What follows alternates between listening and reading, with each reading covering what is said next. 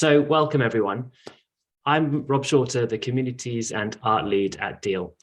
Also here from Deal is Leonora Grecheva, the Cities and Regions Lead, and we're delighted to be hosting this, our first in a new webinar series on transforming places with Doughnut Economics, where we'll be hearing from both community-led and government-led initiatives and aiming to spark the power of peer-to-peer inspiration into action. Today, we're joined by two community-led initiatives, Climate Action Leeds and Regen Melbourne. I'm so pleased that we have these two fantastic initiatives together in the same webinar as they demonstrate two different starting points for action. In April this year, the team at Climate Action Leeds launched a Leeds Doughnut, a report taking a data-first approach to get a snapshot of the city, to start conversation and the journey towards a safe and thriving Leeds. And in April last year, the team at Regen Melbourne launched Towards a Regenerative Melbourne Report, taking a community voice first approach to create a shared vision for the city and a starting point for their journey towards a regenerative Melbourne. We'll hear from Leeds first, then Melbourne, and we invite you to share your questions in the chat as we go, and we'll have time for a few questions after each of the initiatives' presentation. This webinar is being recorded, but just the speakers will be shown, so you'll be able to watch this back at your leisure. So starting with Leeds, I'm delighted to now hand over to Jenny Brooks, who's the Communication and Engagement Lead at Climate Action Leeds and a core member of the Leeds Doughnut team. But first, to Paul Chatterton, Professor of Urban Futures at University of Leeds, currently supporting the city movement, building with Climate Action Leeds. Over to you, Paul. Thanks very much, Rob, and delighted to be here. So thanks everyone from a sunny late spring morning in Leeds. So listen, we're really excited about this because about 2 or 3 weeks ago we launched the Leeds Doughnut, and it was just a tremendous event. And Rob and Leonora are with us, and this is what we're going to talk about very briefly. It's our lovely short report, and in my first slide there'll be a link to this, and perhaps we can put that in the chat as well if we get time. So it'd be lovely if you wanted to flick through this as we're talking, because I'm only going to give you a brief snapshot of what we're doing. And as Rob said, it's lovely that you characterise it in that way, because actually what we did is a data first starting point for this Leeds Doughnut process. So about 6 months ago we said, look, we must use this Doughnut Economics approach to really start our work with Climate Action Leeds. And Jenny will say more about Climate Action Leeds, but it's this big national lottery funded programme in Leeds, and we're really, our aim is to create a socially just, nature friendly, zero carbon city by the 2030s. Yes, I mean what an excellent decade of transformation we've got ahead. So it's a real galvanising programme partnership we've got going in this city, and we wanted to use the Doughnut Economics approach to supercharge it. Yeah, so I've just got we've got a brief slide pack we're going to show you. So this is the kind of infographics we come up with. Did a very heavily designed approach because we're really excited about getting this out as a publicly accessible journey, trying to understand and explore the use of the Doughnut approach to transforming Leeds. Essentially, yeah. How can we get Leeds back towards being a safe and thriving city for all? That was really our kind of rallying cry for using the Doughnut. There's the web link if you want to. It's just climateactionleeds.org.uk, and it's /Leeds Doughnut, so you can browse both the sitting behind this 20-page short report is nearly a 100-page long report. So with a few master's students I was working with, we really got stuck into a detailed data portrait of the city. And we did this because, well, look, we're faced, and the power of the Doughnut for me is like, how do we deal with this decade of transformation that we're ahead, right? Then the whole world has gone into this existential emergency mode, right, around carbon mitigation.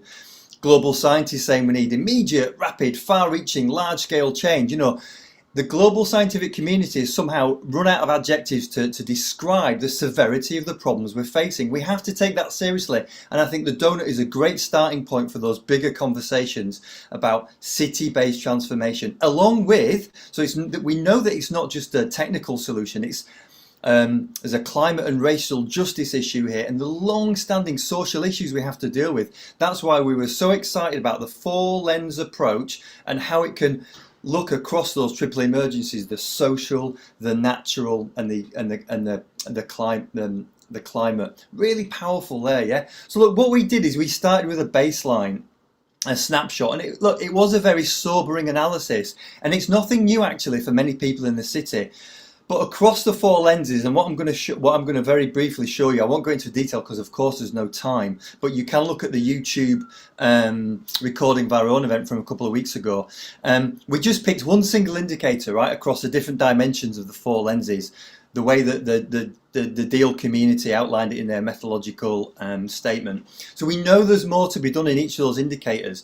And the exciting thing, so we established thresholds for each, which to show how far below or above each indicator was, below that social foundation or above that ecological ceiling. All right, so those were not absolutes, they were to start conversations, and I'm just going to show you really through how we did that, yeah, as a data portrait. So we took the four questions like that, yeah. So we know, I don't want to kind of really go over ground that many people on this Zoom call will know, but we understand there's two local aspiration questions and there's two global responsibility questions, one ecological, one social. So on that journey, we asked two questions: local aspirations. Are we looking after nature? Are we looking after people locally? And then globally, how are we doing looking after people across the world, and how are we doing in terms of the health of the planet? So it's four really powerful questions, yeah? We unrolled it, and Rob and Leonora did this fantastic kind of like hands-on thing of like, how do we unroll the Doughnut and to look like a path?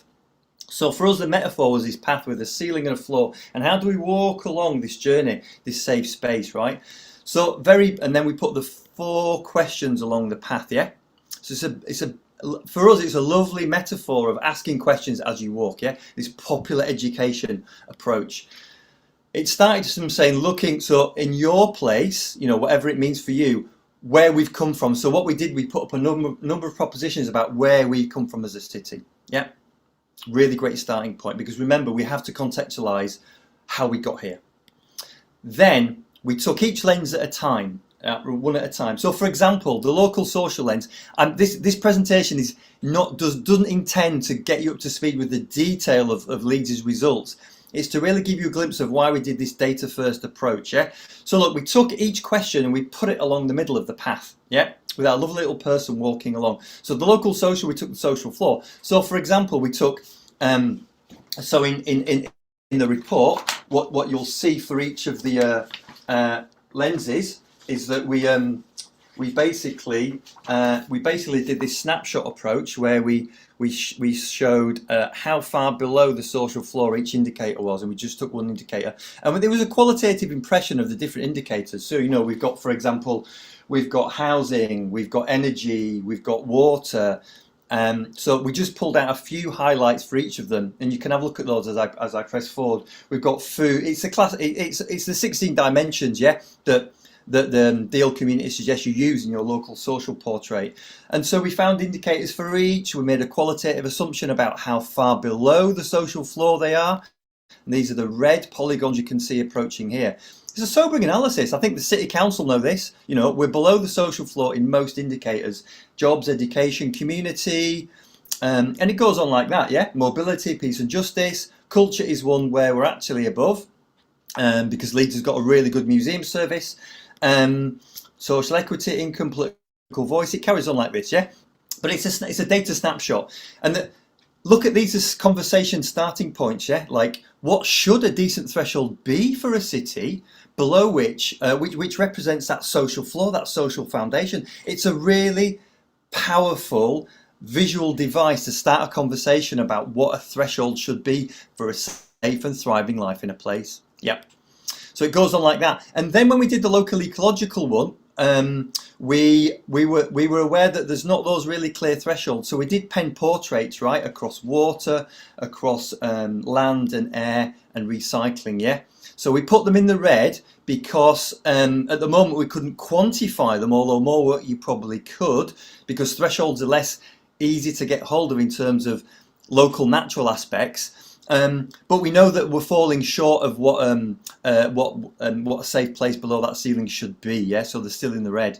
And then we did some really innovative work with the global social lens, because we were aware what should we measure was the question here. So we actually looked at some really challenging stuff around child labour, workplace safety, forced labour, some really challenging issues. It was all about Leeds' social footprint globally, right?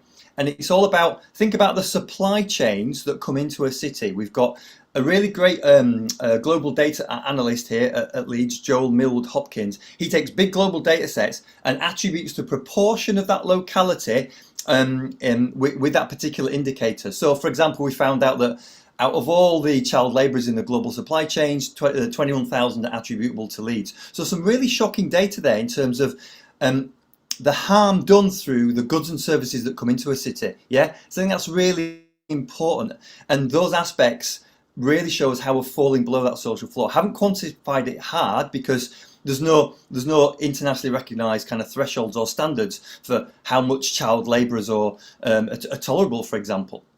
And then the global ecological is a bit more tried and tested, because there's the planetary boundaries work, and it's very straightforward, yeah. Looking at attributing carbon per capita in Leeds compared to the global average, and things like ocean acidification. So there's global data sets you can downscale using the Doughnut methodology. And most of them come out exceeding the global ceiling, yeah. So it's a very sobering analysis as well, yeah.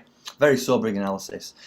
So look, that's the kind of data snapshot we got involved in. You can read more at the short report and much more at the long report. But what I'm interested in, and there's an amalgamation, right? You can see the global exceedances ecologically, and you can see how we're falling below that safety net. But for us, it's a tool, right? Where does it go next? And this is what Jenny will look at with you, is what do you do with that kind of data? Where does it go from there once you put it out into the public realm? Yeah. So how do we get this to encourage and entice people to do their own portraits in their workplaces, in their communities, in their neighbourhoods or their sectors? So what is the Doughnut as a tool for change? That's the key thing for me, yeah? It's a way to start conversations about the city's future and the development model. It's an entry point for big ideas about how to get the Doughnut city back into the Doughnut. It's the strength of being connected to a larger community, and here we are on this call, right? It starts conversations with the local state, with Leeds City Council. There's difficult conversations ahead, no doubt, about inclusive growth, green growth and degrowth, right? What do you do with these big ideas within a growth context? But the current strength is really as a community engagement tool, and we'll hear more from this really. And it's about changing that local story for our decade of transformation, yeah? How can the Doughnut be a tool that's up for this massive task that cities face? Okay, so look, I'm going to stop there and pass over to Jenny. Hi, thanks, Paul. So I'm just going to speak a bit about how we've done what we did so far. So the Doughnut project is situated within a programme called Climate Action Leeds. If you could put the first slide on, Paul. So I'll just briefly run through what this is. So this is a 5-year project in the UK funded by the National Lottery, and we're just a year and a half into that. We've got 5 delivery partners, we've got 8 community hubs in a range of different neighbourhoods across Leeds. We've got 7 transition partners on all the sectors that you can see there. We're going to have a city hub. Unfortunately, this has been delayed due to COVID, but the idea is that we get a space in the centre of the city that while museums look at the past of a city, we want to have a place where we can vision the future of the city and bring lots of people into that space. So hopefully that's going to be happening soon. Like Paul indicated, we bring an understanding of climate justice and decolonising practice into our programme. So we have particular movement buildings approach to make sure that that's front and central to what we do. And we do biannual climate assemblies, which is trying to have quite a large scale event to bring people together. If you could put the next slide on, please, Paul. Thanks. So Climate Action Leeds' aim is a zero carbon, nature friendly, socially just Leeds by the 2030s. So I'll just whip through this because Paul's pretty much covered it, but this is our approach. It's about transformative action, mobilising communities, groups and sectors to plan and act across the city. So the planning part of it is really important. That's part of our funding, is that community hubs, transition partners and a city scale come up with plans for radical change in the next, well, the 5 years of the project and then the 10 years to 2030. Well, obviously we've started on that already, so it's only 8 years now. So if you could go to the next slide, please.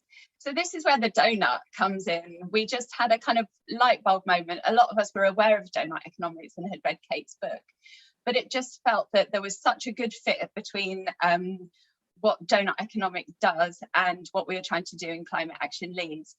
It's a holistic, accessible planning and visioning tool. It links that community scale and that strategic scale, which is the challenge really, and it's what we're trying to grapple with in our programme. And also it links that city scale to the neighbourhood scale in terms of action, planning and coordination. So what we did was within my and Paul's team in Climate Action Leeds, the city movement building team, we set up a working group. So we invited people in from that we knew from across the programme and volunteers if they showed an interest in this. And we also joined the Deal community online. So we set up a Slack space. Obviously other tools are available, but that's been really useful just to be a sort of working place while we're all online that we all go to.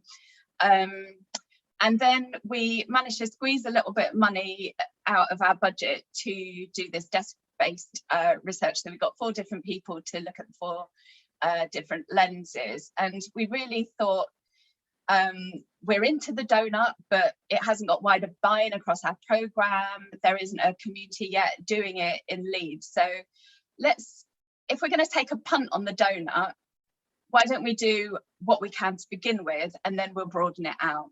So we thought, let's do a kind of quick and dirty, we were calling it a sketch because it's not the full portrait by any means, but we'll do a sketch and get that to a certain point. Then we'll show people it.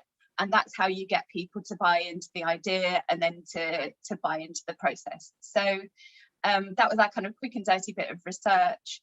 And just to mention Otley as well. So Otley's a small town on the outskirts of Leeds. They're one of our community hubs and they've been doing a town scale Doughnut, and they're actually a bit further on than the Leeds Doughnut. So phase 2 was when we really kind of picked up the pace. That was about November last year. We got an additional project funding for 3 months from the University of Leeds. It was £10,000, and that enabled us to employ a researcher full time, to have a day a week embedded in one of the Leeds Council's policy teams, and to do the brilliant visuals that we got. So we got a logo, we've done really professional production of the oh, everyone just disappeared on my screen of the report, and the finale of that was the event that we did 3 weeks ago. So if you could put us onto the next screen, please. Next slide.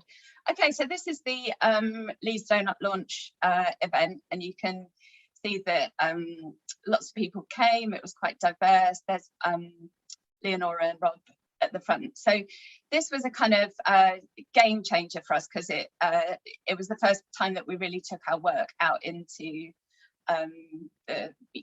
our circles and the community in Leeds. Next slide, please. So just a bit about what we did. So we really thought hard about the venue, who to invite, and the format and setup of the day. So as you can see, we were standing up in the space. We did a practical workshop with Rob leading, where people stepped physically into the Doughnut. Very simple and very powerful. exercise. Then we used Rob's brilliant prop that he's been working long and hard on to show how that the donut can unroll into the 4 lenses. Next slide, please. In the afternoon, we went on to work in smaller groups, sort of about 12 to 15 people in each group on 4 different topics. So we did housing, energy, transport and food. We used props to begin with. We liked a lot of, you know, we had lots of different visual stuff for people to engage with, to pick up. And then we kind of separated off into the different lenses around the topic. And then we brought them back together to get this sense of what's happening in Leeds that's working really well inside that safe and thriving space and supporting it, and what's detracting from it, what's working against it. And we developed this workshop using the Deal tools and working very closely with Rob and Leonora, kind of back and forward, using their experience with using the tools, balanced with our perspective on what would work in our context. So it was a really successful day. There were about 70 people in the space, I think about 40 online. So we really thought about how the hybrid element of it would work too, and what the Zoom experience was. And we haven't fully finished our evaluation of the event, but so far the feedback is that it worked really well online. So if you move on to the next slide. Yeah, this is a bit self-indulgent, really. I think you can over-engineer an event, and when all this wonderful, rich, moving conversation was happening, it just reinforce the point that you just trust the process, that depth of connection, getting people in a room talking and engaging. That's what you're aiming for, and it was really successful on that front. Next slide, please. So quickly, just reflections on what we did. So with funding, undoubtedly that bit of funding gave us a real boost. But the cons of that are that it's only temporary. So we've got this strange position where we just launched this thing and our resources for the project have now fallen through the floor.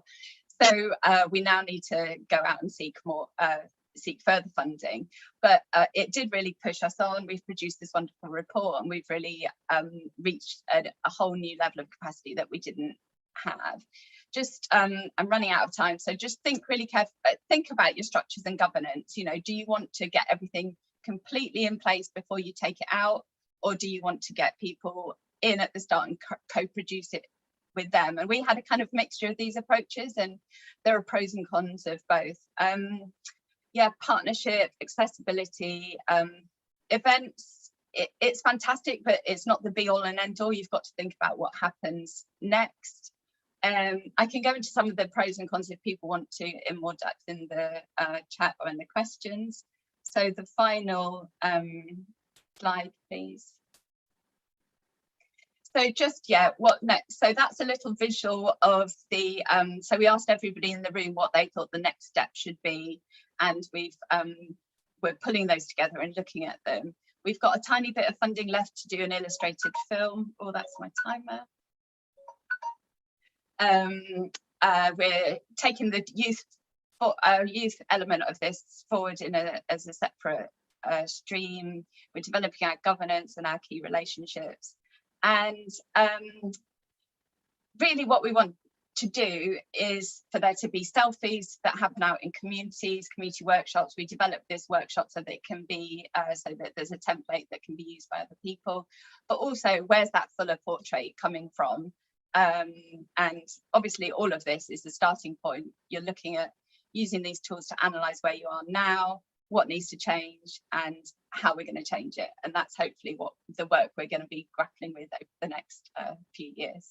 Thank you. Thanks so much, Jenny, and thanks, Paul. We've had a number of questions come in, and we don't have a huge amount of time for this. So I'm going to mention 3 of the questions, and you can choose to answer those how you see fit. Quite a few coming through relating to the council and your relationship with the council. So what's the relationship between Climate Action Leeds and the local authorities? Is there buy-in? And are the authorities going to drive this, help drive this forward, rather than just being a nice to have?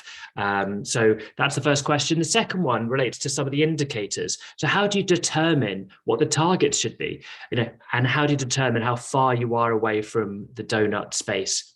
And then the third one I want to ask is relating to some of the participants who came on the day and how you're engaging with those who are new to the ideas.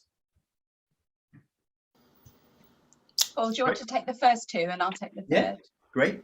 So I mean, I think like cities all over the world, they're grappling with like what a future city economy is, and the donut is part of that debate, right? And Kate Rowther was invited to address Leeds City Council's inclusive growth panel. So actually, the debate has already started, and Leeds City Council is thinking about the future of its growth strategy in the context of it's got these new 3 pillars of climate emergency, well-being, and inclusive growth, right? So I think Leeds, like many cities around the world, trying to think through what is the future of economic growth. But of course, there's a jobs first agenda which muddies that and muddies the kind of debate we need to have about what is the role of growth and prosperity and thriving, safe future. Yeah. Are we is the donut fully embedded in the work of the council? No. Is it from top to bottom part of like Leeds City Council strategy? No. Is it a growing relationship? Yes. Is it like starting to incrementally be understood as an approach and a framework for how cities can think through how to address multiple crises? Yes. So I think we're all here on journeys, right, with our city councils. There are some councillors who are really bought in. There are some officers who are really bought in. So I think it's about taking those steps forward. And it's not just about the city council. What we're trying to do here is create a cross-sector partnership that can change the story and reality of the city. Some of that lies with the council because they've got regulatory powers, and some of it lies elsewhere, right? The other point about indicators is really great, and that, people can email me offline as well, but we only took one indicator and we found the most relevant one for that, and we tried to benchmark. Either we benchmarked it against a Leeds City Council existing target, which makes it really easy then, because then you've got the threshold, which is the City Council's declared target, and then how much below it is a quantitative reflection of the current reality. Yeah? Where there wasn't a target, we did something interesting, which we found the most feasible and doable, but like aspirational target from a comparator European city or other similar indicator. So it has to be doable and it has to be aspirational. And then we made a qualitative assumption about how far Leeds' current reality was away from that best comparator. Right, Jenny. So the question, I think, was about how you reach people and engagement at the event. So we haven't done a full analysis of who was there yet, but we did have council officials, councillors, voluntary sector, academics, students, activists, businesses, the health sector, and national agencies, and people from communities as well. So I guess it's never perfect who you get in the room, but we were pretty pleased with the mix that we got. And one of the things we did to reach them was to use a distributed communication approach around our networks to reach out to people, to invite them. But we're very aware that this was the launch of a report, essentially. So while we went through the day, we used a lot of different sort of techniques to not alienate people, to remove barriers, to increase understanding. There were certain people that wouldn't have been comfortable in this context. So I think it's you can't try to invite everybody into the same shared space. You need to be able to adapt the space and the activities to suit the context. So when we take this out into communities, we'll use a different set of tools. And we had Imandeep Kaur from Civic Square in Birmingham in the UK, where they're doing neighbourhood-based donuts. And and I would really recommend looking at their stuff on the Deal community website, because they're using she does the donut with chalk on the streets with kids, and they get it completely. So it's about kind of adapting and removing barriers, and I think not trying to create one space that works for everybody, because you could end up going to the lowest common denominator. I think it's also realizing that some people can take a little bit of discomfort, like pushing slightly out of their comfort zone. So we wanted to make sure this wasn't just a standard conference with people talking from the front, but I could see people when we sent them into a room with no chairs, it was like, what are you doing to us? But I think that was good, because it showed them that this isn't a kind of standard process and a standard methodology. Whereas for some people, we had young people, we're doing a lot with decolonizing, it would be too uncomfortable. So you have to recognize that there's a process of engagement beforehand, before people are ready to engage fully and in a meaningful and not a tokenistic way. Wonderful. Thank you so much, Jenny. Thank you, Paul. We've had so many other questions coming through in the chat. So through the course of the next presentation, maybe you can pick up a few of those. And for those who are watching this back, we're going to be sharing the links to the work of Leeds, Doughnut and the Climate Action Leeds, so you can follow their work and get in touch with them directly. So now we're going to move to the work of Regen Melbourne, a mission-led network exploring a more regenerative future for the city. We're going to hear from Nicole Barling-Luke, who's the community lead at Regen Melbourne. And she's supporting the network of organisations and individuals to connect and find their unique role to play in regenerating the city. Nicole is also a strategic designer and fellow at States of Change, where she supports innovation learning programmes for the public sector. And she finds great joy in feminist podcasts and playing Fireman Sam with her godson. But first of all, we're going to hear from Kai Lofgren, who's the strategic lead at Regen Melbourne. Kai is also an entrepreneur in residence at Small Giants Academy, where he collaborates on the Academy's education and storytelling initiatives, including the Impact Safari program and the Mastery of Business and Empathy. So I'm delighted now to hand over to Kai. Thanks, Robin, and thanks everyone, and Paul and Jenny for the presentation from Leeds. We were so excited when we saw the Leeds work come out a few weeks ago, and it's nice to hear a little bit of what was happening under the hood. It's fantastic. So what I thought I'd do is share a little bit about the Regen Melbourne story, and then I'll pass to Nicole, who's going to share a little bit about what's going to happen next for our network. And in Australia, it is increasingly common practice to recognise the First Nations country that we represent or we're calling in from. And so I'd like to start by acknowledging the Wurundjeri, Woiwurrung and the Bunurong peoples of the Kulin Nations, who represent and have been custodians over the land where Melbourne now is for thousands and tens of thousands of years. And we pay our deep respects to their elders, past and present. And this type of acknowledgement is a starting point for a conversation. And it's a starting point to recognise that the country that we are on in Melbourne always was and always will be Aboriginal land. And First Nations engagement is a big part of where Regen Melbourne has come from and will continue to work with. So I wanted to start by rewinding time just a little bit, because context is critical to the emergence of Regen Melbourne. We, at the end of 2019 and the start of 2020, Australia experienced what we now refer to as the Black Summer, which was a series of utterly devastating bushfires that engulfed the eastern coast of Australia for weeks and weeks. And this made global headlines because for the first time, there was an attempt to quantify the loss of animals as part of the impacts of fires. So the headlines went around the world that that's billions with a B, animals were lost in that fire, in that series of fires. And the second thing that made that summer such a powerful and disruptive event was that, once again, they impacted not just regional communities where bushfires have been a common part of Australia's story forever, but the smoke from these fires suffocated our major cities. So Melbourne and Sydney in particular suffered days and weeks of air quality which was incredibly poor. to the extent that kids with asthma couldn't go outside. We were told to shut our windows.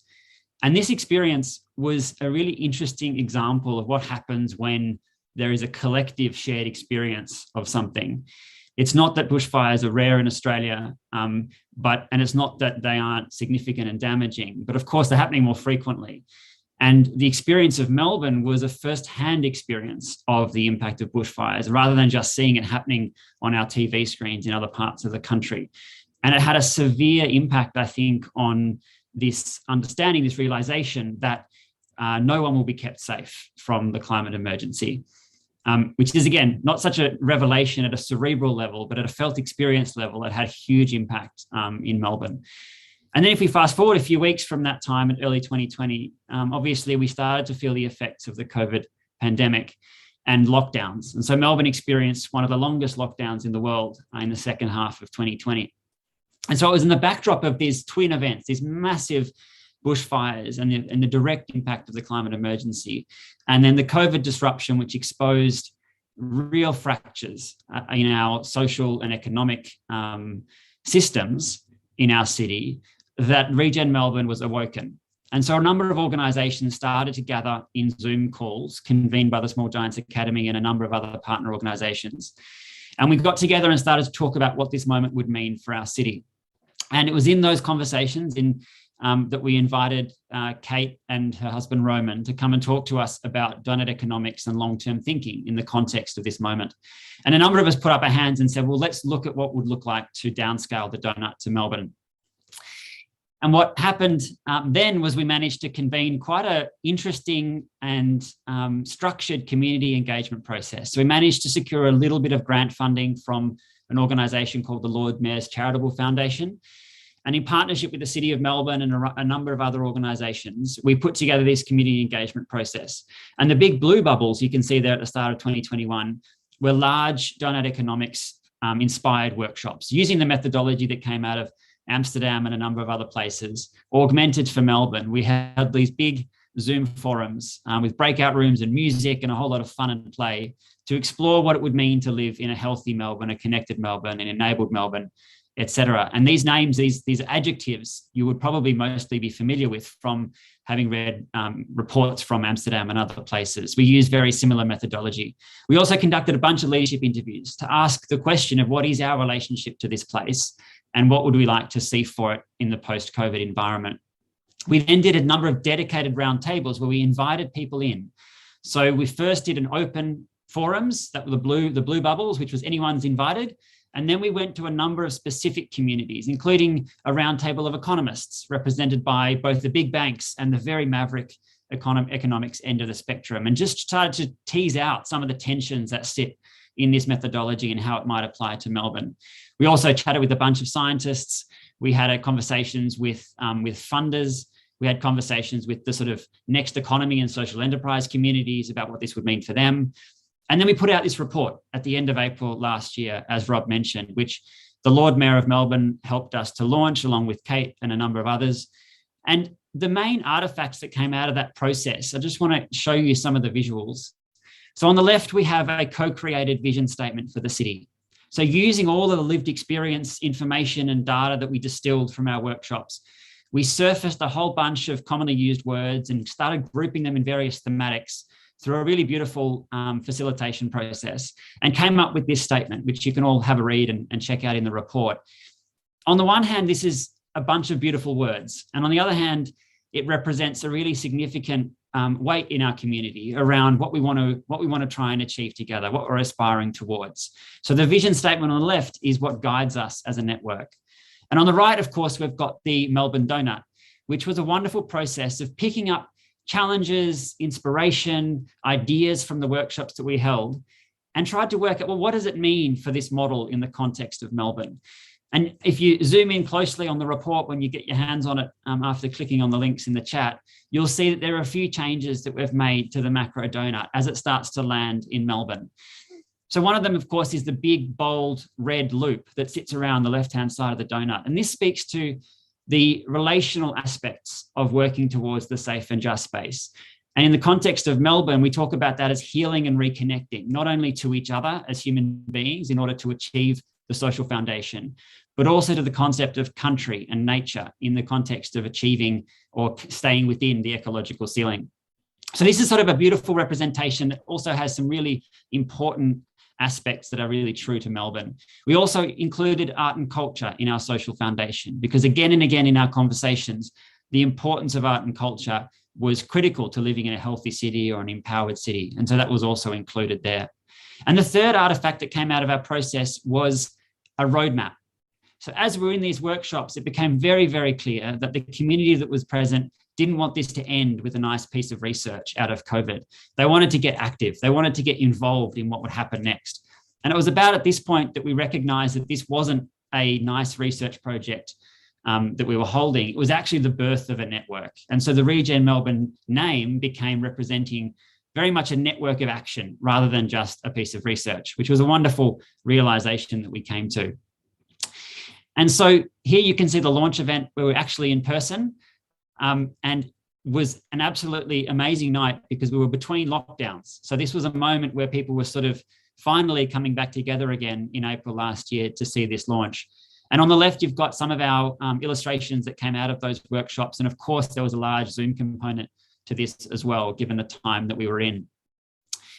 And I just wanted to, I guess, note that in this research process, we had about 50 organisations involved and about 500 people across those workshops that we ran at the start of last year.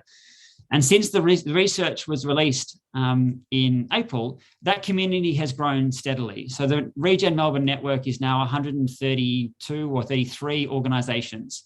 And this is both businesses, social enterprises, social purpose organisations, nonprofits, as well as a number of universities in the Melbourne context, which I think Nick will chat to in a moment.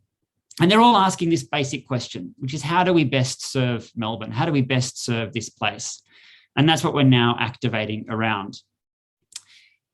I also wanted to say that at the end of last year, we realised that we would need to resource Regen Melbourne. This would need to move away from being a short-term research project and towards more sustainable forms of funding.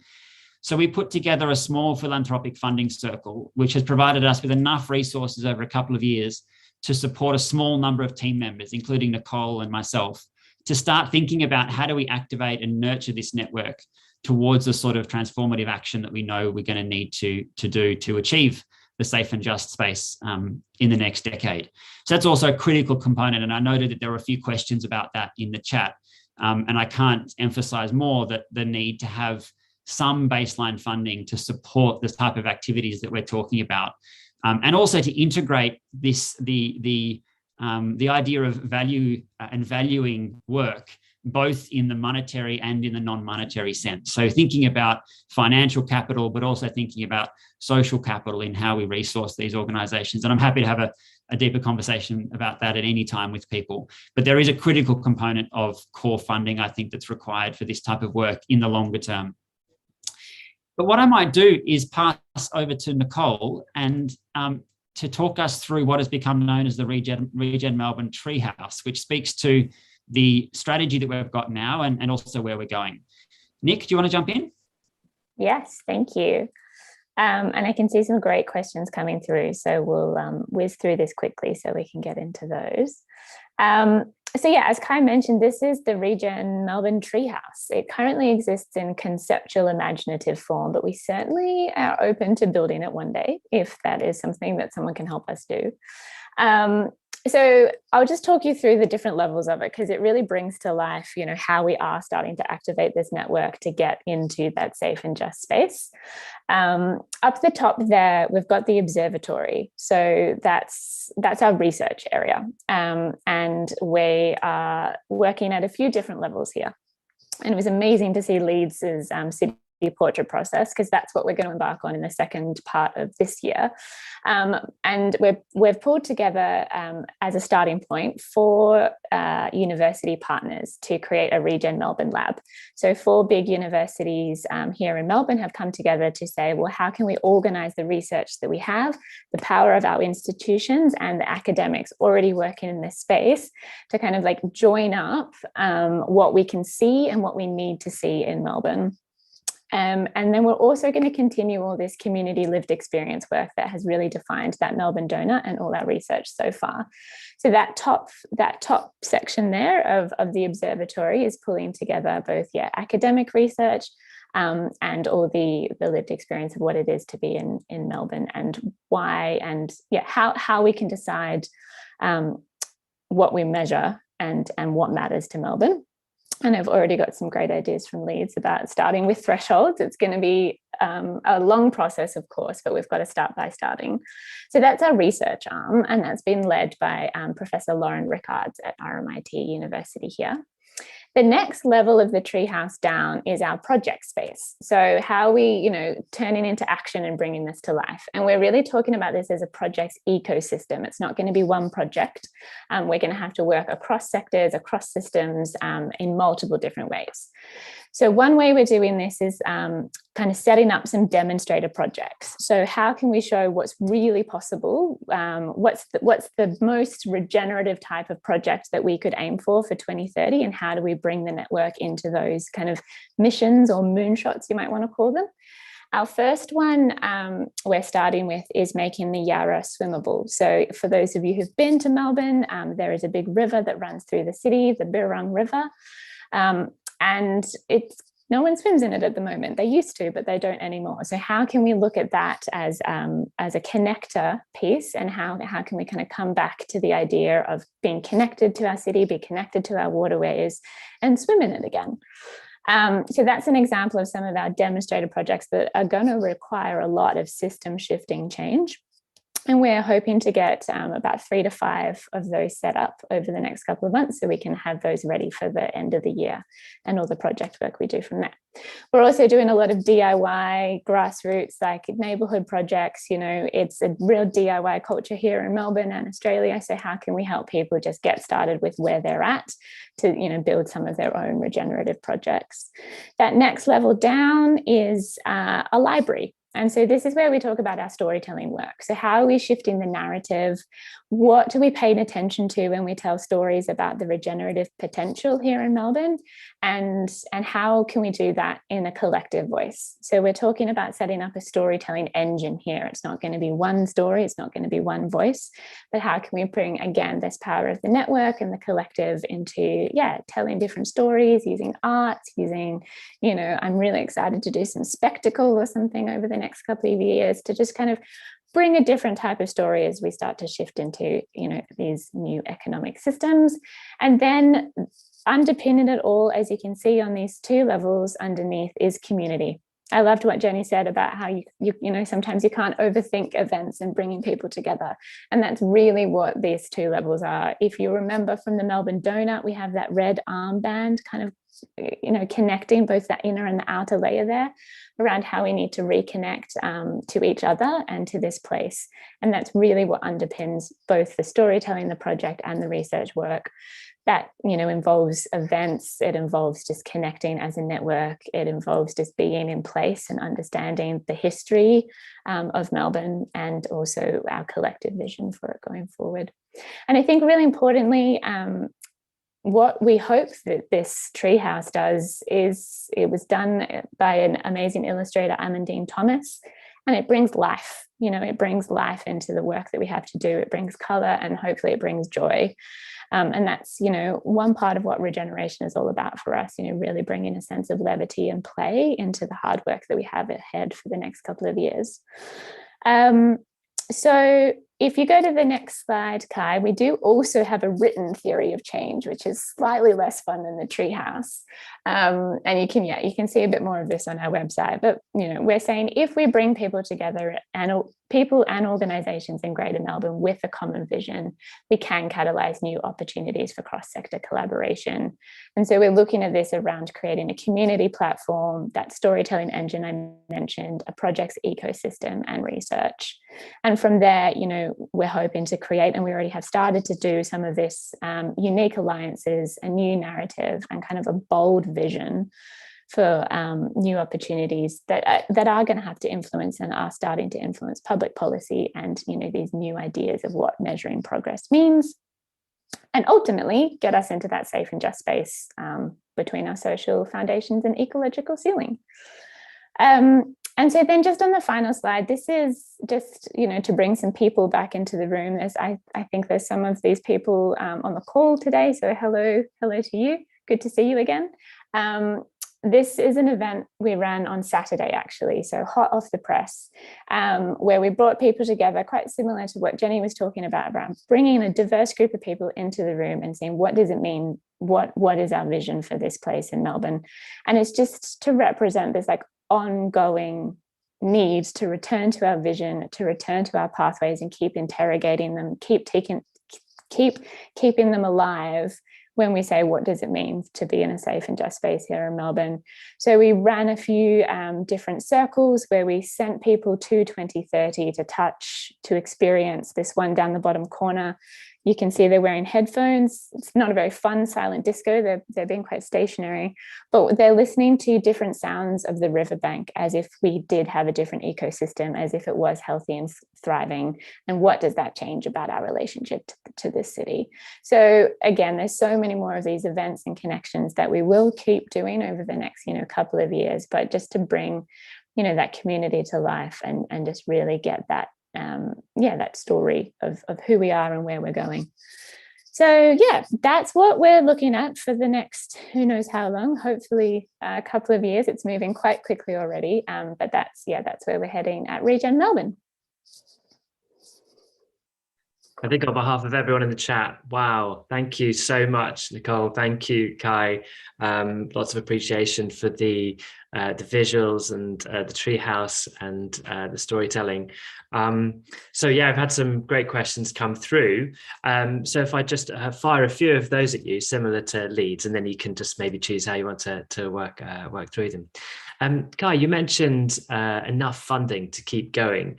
And there's a question that's come through around how much do you think is enough? And what are the types of things that are being funded? Effort, skills, full-time employment, roles, that kind of thing. A question around the hurdles and barriers, and were there potential detractors, and how did you manage those? For example, suspicion of the model with mainstream thinkers versus the activists at the other end. So that's another question that's come through. And also there's a question around business and how do you avoid greenwashing? And that's one actually that we at Deal will probably answer as well, but I'd love to hear your view on that as well. So that's funding, sort of hurdles, barriers, and then the idea of business. Thanks, Rob, and great questions that need more than 5 minutes to answer. But let's give it a crack. I do love the framing of how much is enough. Like as just a general question, as individuals, that's a question worth asking, and we think about that a lot. But in the context of Regen Melbourne, I think we were keen to see whether the disruptive moment of COVID could lead to funding of a kind of crazy concept like Regen Melbourne. And I genuinely don't think, had it not been for the severe disruptions that Melbourne experienced, I'm not sure philanthropy would have looked at a project like this beforehand, because I think many people's experience on this call with philanthropy is that it can sometimes not be particularly risk happy to take these sorts of leaps of faith. But in the context of the disruption that we had, we did manage to get 12 funding partners, which are on our website if anyone wants to have a look at who they are, and it's all very transparent, who gave us enough funding to support 5 part-time roles. So the team that we have are working anywhere between 1 day and 4 days a week to play with Regen Melbourne. And what we really want to make sure of is that they're sort of compensated for the very, very difficult work of acting between the spaces that are currently being activated and being the glue that sits in between a network, which is often unfunded work. It's often the work that goes unseen and unfunded. And I think what we wanted to try and prove with Regen Melbourne is that it was worth funding, it was worth resourcing. And so we managed to do that in the context of the disruptions that Melbourne have. I would just say that it's not, I feel really proud that we were able to do that. And it is very difficult to find people who are willing to take that sort of a risk.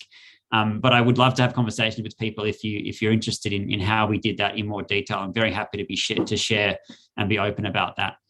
And then maybe, Nick, do you want to talk a little bit about the tensions in the community from the kind of activist end through to the more mainstream end, and then I'm happy to talk about the business side. Again, very hard to talk about in about 2 minutes. I think Rob said something useful the other night when he was on a call that I joined into, that we've been holding quite closely, which is go where the energy is. And that is multiple different types of energy as well. So you have to be able to hold that. And some activists want to move fast, and we have to show a pathway for that, and make sure that their energy has a role to play. And then there are different stories and different spaces we need to create for people who are more slow and thoughtful and wanting to get into the research of this. So it is showing up in creative tensions, but so far has been very productive tensions. And again, I can't answer that quickly. So can we have another one of these, Rob? Can we do another webinar where we jump Absolutely, on and talk more definitely, detail? definitely. It's a great point, and there is tension in the same way that you're talking about it in the context of business, Rob. So just in the last 60 seconds, we're really keen in the design of Regen Melbourne that we've represented all 4 aspects of the embedded economy, as the Doughnut Economics work and Kate has so eloquently written about. So we have a number of many organisations who would identify as organisations working in the commons. We have lots of individuals, so citizens of Melbourne, who have been part of our research and part of our workshops, and you saw many of them in the photos that Nicole showed, who are representing themselves, they're representing their households and their lived experience of Melbourne. We do have relationships with various government entities and public policy makers, although we're not dependent on that relationship for our existence. So it's not a funding relationship with government. And so we feel very free to explore the edges and the fringes of the conversations in the way that Nicole was talking about. Going to the very edges of our regenerative potential is something what we like to talk about. So we have an engagement with the state, and we like to include that in the conversation. And for us, business, as working in that 4th area of the embedded economy, the market, is also a critical contributor to our conversations around Regen Melbourne. We're very conscious that this is not about individual actors in our ecosystem aiming to get into the donut as individual actors. And that's a really conscious conversation that we have with our members. But we are saying that all of those actors need to be asking the question of how we best serve our place, how we best serve Melbourne. And that includes business and entrepreneurs as much as it includes people working in the social sectors. So it is lots of happy tension, lots of tension to sit in there and play with. But we're starting with the premise that we all need to be around the same table and break down some of those barriers that our neoliberal economic paradigm has created. And that's our work. Our work is to break those barriers and to live in the tension and to centre this question of how do we best serve the place. What a wonderful way to wrap up what your stories of Doughnut Economics in practice in your place are, and the tensions you're walking with all the time. I have a couple of things just to share before we wrap up. Firstly, Doughnut Economics is an idea being put into practice, and for that we have created guidelines that I've just shared in the chat, and that includes what it means to explore the ideas with business and for networks. We have another webinar coming up in a month's time, where we're going to be looking at the local government perspective, hearing from Nanaimo and Brussels. That's on the 14th of June, and we'll share that link in the chat too, and you can log in and register to that on the Deal website. So we just want to thank Nicole and Kai and Jenny and Paul again for not only doing this amazing practice and exploring these tensions and what it means to start this journey, but for sharing your story today, because it's this sharing of the story that inspires others to do the work too. So we hope you've heard something today or seen something in the visuals that's inspired you to take action in your place. And we now just look forward to the webinar series as we unfold and hear more of these stories over time. So thank you so much for joining us today. Thank you again, speakers, for sharing your beautiful stories. And we hope to see you again soon. Thank you so much.